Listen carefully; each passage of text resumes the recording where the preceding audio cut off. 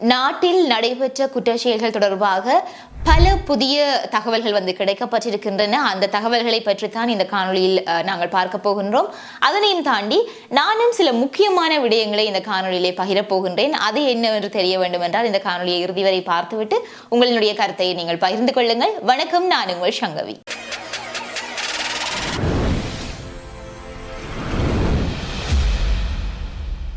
Video பார்த்து கொண்டிருக்கிற நீங்க யாராவது என்னுடைய சேனலை சப்ஸ்கிரைப் பண்ணாம பார்த்து கொண்டிருந்தீங்கன்னா சப்ஸ்கிரைப் பண்ணிட்டு பாருங்க.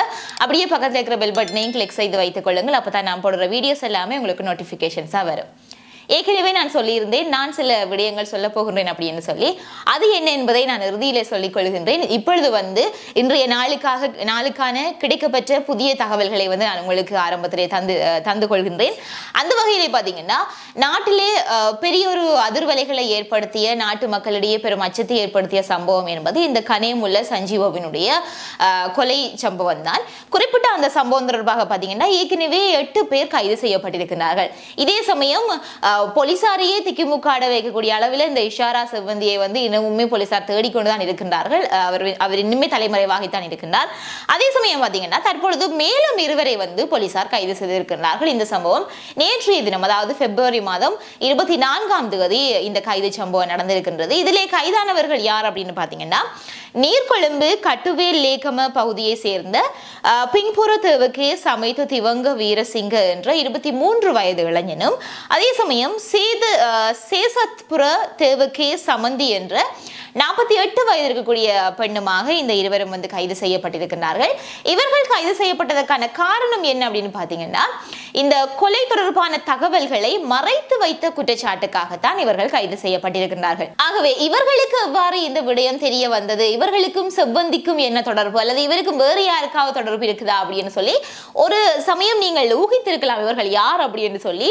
உங்களுடைய ஊகம் சரியாக இருக்கும் என்று நானும் நம்புகின்றேன். அதாவது இவர்கள் இருவரும் செவ்வந்தியினுடைய, இஷாரா செவ்வந்தியினுடைய தாயும் அவருடைய சகோதரனுமாகத்தான் இருக்கின்றார்கள். இந்த 2 நபர்களும் ஏற்கனவே உங்களுக்கு தெரியும், இந்த செவ்வந்தியினுடைய பாட்டி ஊடகம் ஒன்றுக்கு கருத்தொன்று தெரிவித்திருந்தார். அதிலே கடந்த 3 மாதங்களாக அவருக்கும் எங்களுக்கும் தொடர்பில்லை என்று சொல்லியும், அந்த வீட்டிலே தானும் தன்னுடைய மகளும் பேரனுமாக, அதாவது செவ்வந்தியினுடைய பாட்டி, செவ்வந்தியினுடைய தாய், செவ்வந்தியினுடைய சகோதரன், இந்த 3 தான் அந்த வீட்டிலே வாழ்ந்து வருகின்றோம் என்கின்ற மாதிரியாக அவர் அந்த ஊடகத்துக்கு கருத்து தெரிவித்திருந்தார்.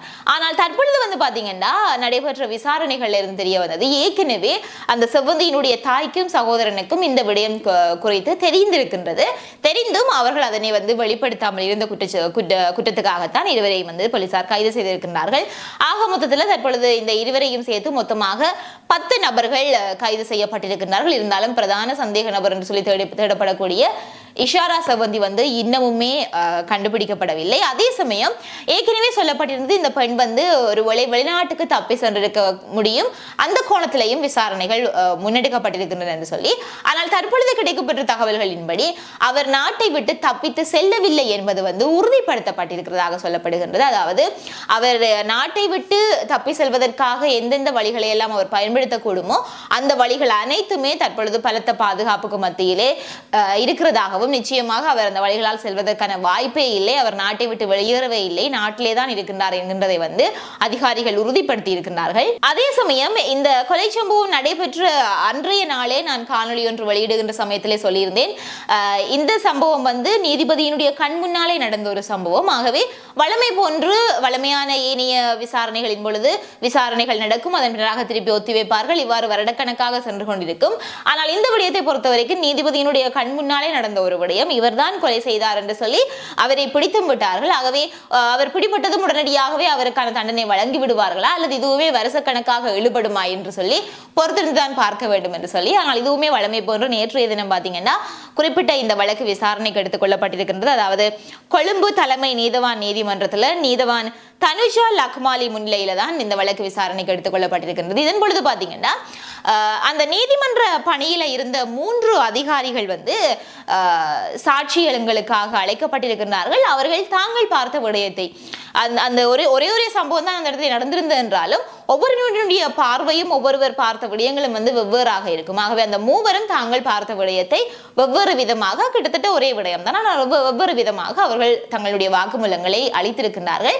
அதன் பின்னராக இந்த வழக்கு விசாரணை எதிர்வருகின்ற பிப்ரவரி 27ஆம் தேதிக்கு ஒத்திவைக்கப்பட்டிருக்கின்றது. ஆகவே உண்மைக்குமே இந்த ஒரு விடயத்தில் இவர்தான் கொலை செய்தார் என்று சொல்லி ஆதாரங்களும் இருக்கின்றது. இருந்தாலும் உடனடியாக அவருக்கு தண்டனை வழங்க முடியாத காரணம் என்னென்றால் இந்த நபருக்கும் கொலை செய்யப்பட்ட நபருக்கும் வந்து எந்த ஒரு தொடர்பும், அதாவது நேரடி தொடர்போ நேரடி பகையோ கிடையாது. மாறாக இவர் ஒரு ஒப்பந்தத்துக்காக இந்த வேலையை செய்த ஒரு நபர். ஆகவே இவர் வந்து வேறொருவருடைய நிர்பந்தத்தின் பேர்ல தான் இந்த விடயத்தை செய்தார். ஆகவே இவரிடமிருந்து எடுக்க வேண்டிய விடயங்கள் என்பது நிறையவே இருக்கின்றன. யார் என்று சொல்லி அவர்களை அடையாளம் காட்ட வேண்டும். அது மட்டுமின்றி இந்த உலக பாதாள குழுக்கள் தொடர்பான விடயங்கள் வந்து இவருக்கு தெரிந்திருந்தால் அந்த விடயங்கள் பற்றியும் இவரிடமிருந்து எடுக்க வேண்டும். ஆகவே இவ்வாறு நிறைய பிரச்சனைகள் இருக்கிறதுனால உடனடியாக அவருக்கான தீர்ப்புகள் வந்து வழங்கப்படாது. விசாரணைகள் என்பது வந்து கொஞ்சம் சிறிது காலத்துக்கு வந்து நீடிக்கும் என்பது திட்ட தெளிவான ஒரு விடயமாக இருக்கின்றது. ஆகவே இனி வருகின்ற காலங்களில் இந்த விசாரணைகள் வந்து இன்னமுமே மும்முரப்படுத்தப்பட இருக்கின்றது. அதே சமயம் பாத்தீங்கன்னு சொன்னால் இந்த குற்றச்செயல்கள் என்று சொல்லி வருகின்ற பொழுது இந்த குற்றச்செயல்களுக்கு பின்னால நேரடியாகவோ அல்லது மறைமுகமாகவோ தொடர்பு இருக்கக்கூடிய நபர் என்று சொல்லி பார்த்தால் கூடுதலாக இந்த முன்னாள் ராணுவ சிப்பாய்கள் அல்லது தற்பொழுதே ராணுவத்தில் இருக்கக்கூடியவர்கள் என்று சொல்லி மறைமுகமாக அது துப்பாக்கிச்சூடு பிரயோக சம்பவமாக இருக்கட்டும் அல்லது வாழ்வெட்டு சம்பவமாக இருக்கட்டும் என்ன சம்பவமாக இருந்தாலும் ஏதோ ஒரு இடத்திலே இவர்களுக்கு தொடர்பு உண்டு என்கின்ற மாதிரியாகத்தான் அந்த சம்பவங்கள் வந்து முடிவடைகின்றது. இந்த வகையில பிப்ரவரி 22ஆம் தேதி பாத்தீங்கன்னா அரசாங்க தகவல் திணைக்களத்தில் நடைபெற்ற ஒரு சிறப்பு செய்தியாளர் சந்திப்பின் பொழுது பல விடயங்களை பற்றி பேசப்பட்டிருக்கின்றது. அதுல வந்து பாத்தீங்கன்னா ஆயுத பயிற்சி பெற்றதன் பின்னராக முப்படைகளை விட்டு வெளியேறி தற்பொழுது குற்ற செயல்களில் ஈடுபடுவதாக இருக்கட்டும் அல்லது பாதாள உலக குற்ற கும்பல்களில் வந்து சேருவது போன்ற போக்குத்தான் அதிகமாக காணப்பட்டு கொண்டு வருகிறதாகவும் அதன் நிமித்தமாகத்தான் இந்த ராணுவ சிப்பாய்களும் அல்லது இந்த முன்னாள் ராணுவ சிப்பாய்கள் என்று சொல்லி அவர்கள் இந்த குற்றச்செயல்களுக்கு பின்னால் இருக்கிறதுக்கு காரணம் அடிப்படை ஆயுத பயிற்சியை பெற்று விடுவார்கள். அதன் பின்னராக அவர்கள் அங்கிருந்து தப்பித்து சென்று விடுவார்கள். அதன் பின்னராக இவ்வாறான குற்றச்செயல்களில் ஈடுபடக்கூடிய குழுக்களில் இணைந்து அவர்கள் தங்களுடைய அடுத்த கட்ட நடவடிக்கைகளை வந்து மேற்கொள்கின்றார்கள். காரணம் பணத்துக்காகத்தான், வேறு எதுவுமே கிடையாது. பணம், போதைப் பொருள் இதுதான் நாட்டை வந்து பெரிதுமே உலுக்கி போட்டுக் கொண்டிருக்கின்றதான் சொல்ல வேண்டும்.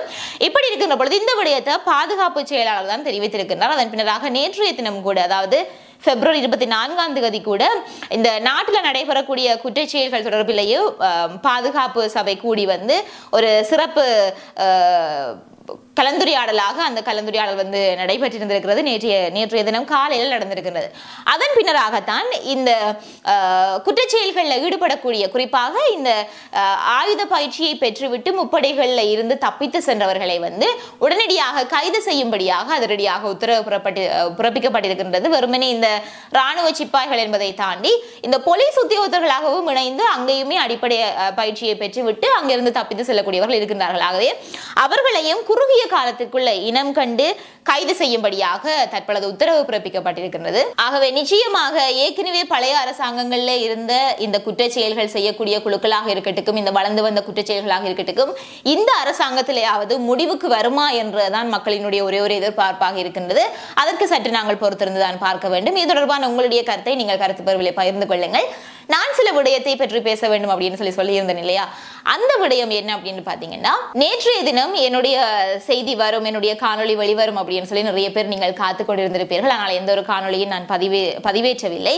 அதற்கு காரணம் எனக்கு வீட்டிலே நடைபெற்ற ஒரு சிறிய விபத்து என்றுதான் சொல்ல வேண்டும். இந்த ஒரு விடயத்தை நான் இப்பொழுது உங்களுக்கு பகிர்ந்து கொள்றதுக்கான காரணம் நீங்களும் அவதானமாக இருக்க வேண்டும் என்பதற்காக தான். இந்த சிறு சிறு கவன ஈனங்கள் தான், அதனால் அது பெரிய ஒரு விபத்தினை ஏற்படுத்தி விடக்கூடாது, அதனால நீங்களுமே எச்சரிக்கையாக இருக்க வேண்டும் என்பதற்காக நான் இதனை வந்து பகிர்ந்து கொள்கின்றேன். நேற்றைய தினம் காலை வேளையிலே வந்து ஒரு 11 மணி 10:30 மணி இருக்கும். அந்த நேரத்தில் வந்து நான் வீட்டிலே வளமை போன்று வளமையான குப்பை எரிக்கக்கூடிய ஒரு இடம் தான். அந்த இடத்துல வந்து நான் குப்பைகளை எரித்துக் கொண்டிருந்தேன். மண்ணெண்ணெய் ஊற்றி எரித்து விட்டு சரி கழித்தான் நின்றேன். அதன் பின்னராக இடையிலே அருகிலே நானும் செல்லுகின்ற சமயத்தில் உள்ளே இருந்து என்ன வெடித்தது என்பது வந்து எனக்கு இன்னுமே தெரியாது. ஆனால் ஏதோ ஒரு பொருள் வந்து வெடித்த இடத்தில் என்னுடைய முகம் முழுவதுமாக அது பட்டு பரவி முழுவதுமாகவே எனக்கு ஒரு சின்ன எரிச்சல் வந்து இருந்தது. அதன் பின்னராக என்னுடைய தலைமுடியும் முன்பகுதிகளில் வந்து சிறிது இடங்களில் வந்து எரிந்திருக்கின்றது. என்னுடைய இமை பகுதிகளும் சற்று எரிவடைந்த நிலைமையில் இருக்கின்றது. உங்களால் சிறிது பார்க்கையில் நேரிலே நிறைய அடையாளங்கள் காணக்கூடியதாக இருக்கின்றது. காணொலியில் உங்களால் எவ்வளவு தூரம் பார்க்கக்கூடியதாக இருக்கின்றது தெரியவில்லை. ஆகவே அதன் பின்னராக உடனடியாகவே நான் அதற்கான முதலுதவியை பெற்று அதன் பின்னர் இன்றைக்கு நான் பூரணமாக குணமடைந்திருக்கிறேன் என்று சொல்ல முடியும். சில தளம்புகள் இருக்கின்றன. இருந்தாலும் ஏதாவது உங்களுடன் கதைக்கக்கூடிய மாதிரி இருக்கின்றது. நேற்றைய தினம் சற்றே வலி அதிகமாக இருந்தது.